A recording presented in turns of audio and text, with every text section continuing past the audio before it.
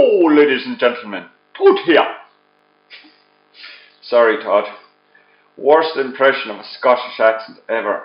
I'm going to have Rab C knocking on my door, battering my head in. Anyway, guys, obviously, it's just me again.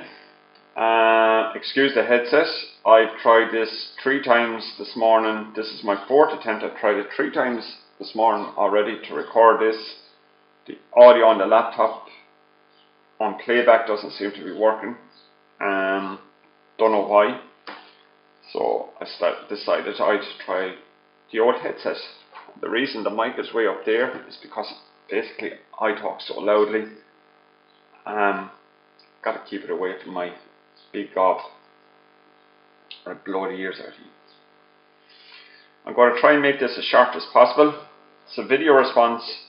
If any of you have seen any that are sub to Todd's E-cig review, Todd's channel, you'll have seen this. If you're not sub to his channel, you should be.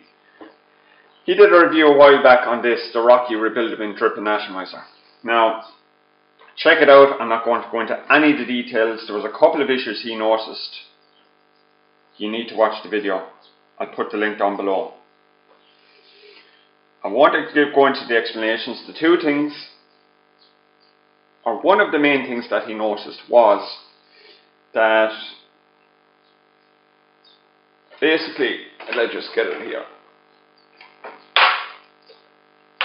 Bear with me now, guys. Good son of a gun. Might have been an idea if I'd set this up beforehand. This is the base of the... That's the Rocky, by the way. Spring loaded. Pump it down, juice comes down. Watch Todd's review. One of the things he notices is that the O-ring and the Rocky base was not the best quality.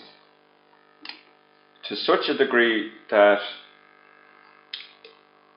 it virtually has no grip at all, and that see, if you had this in a device and you happen to pick it up like this, which most of us do, I certainly do, the device would just fall away and you could be in a lot of trouble. Now, he did say on it you could take off the O-ring maybe and wrap a couple of strands of dental floss around there, put a bit of backing on it, fill it out a bit. That might work. I decided to rebuild it the other night. Hadn't used it since I got it. I got it like months ago. In actual fact, I think I had it before Todd did. Got it in from the States. That's a whole other story. And I also decided to rebuild my IGO-W. And I had the IGO-W sitting on the Nesbitt, as you see here. Just take a bit. Or we will as soon as I unscrew the locking ring.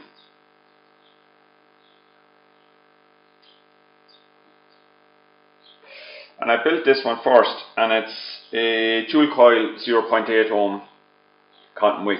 Didn't mean to, I was aiming for 1 ohm, long story. So I had it built, there you go, and I was moving on to rebuilding the Rocky next. So I had the Rockies, I think, set up on the MVP, just to have something to hold it. I was looking at the 2 bases like that and I said, they look like they're the same size. And then I remembered the issue that Todd had mentioned about the base being so loose. So I decided to do a bit of experiment. So I pulled the Rocky tank, we'll call it, off of its original base. And I pulled the top off the IGO-W. I lined up the 2 air holes in the Rocky tank with the coils and the IGO-W base, like so. Click! Perfect fit. And just to prove it,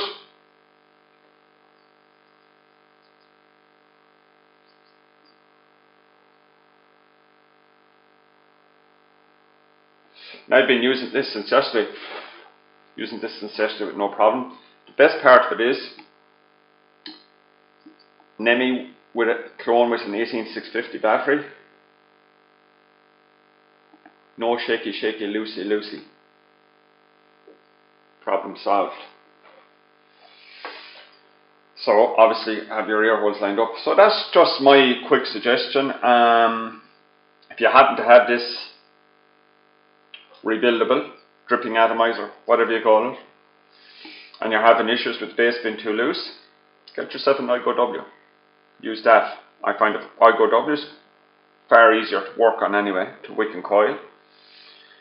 And it'll solve your problem, and you can probably pick them up for about a tenner. Quick and easy solution. It seems to work. The only thing is, if you're going to use the tank on an IGO-W base, you can't fill it as much as what you would the normal Rocky base, because the IGO-W base is so much shallower. You really have to be careful. If you fill it too much, what will happen is basically the E-juice will flood out the two air holes. So if you're doing it, have a tissue ready until you get the hang of it, because it will leak. And that's it, guys. I hope you all had a great week so far. Check out Todd's channel. As I said, if you're not subbed, why not? You should be. And Todd, thanks for the reviews, mate. Really enjoying them. Sound, honest bloke, and he's a fellow Celt. What more can I say? And as for certain people in certain other countries that have been giving him a hard time lately, I have one response to that. Guys, as they say in Scotland, slán bar.